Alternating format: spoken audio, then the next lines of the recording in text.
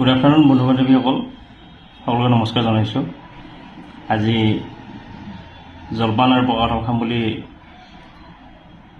ৰাতিপুৱাতে কৈছিলোঁ আৰু সেইমতে এতিয়া ৰেডি হৈ গৈছে।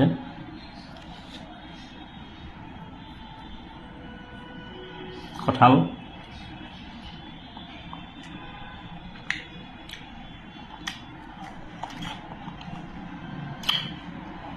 বৰ ধুনীয়া কঁঠাল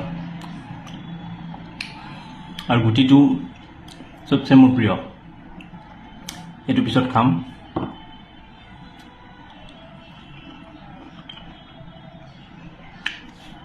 ধুনীয়া জলপান, অলপ চেনি লৈছোঁ ৰ'ব। ধুনীয়া।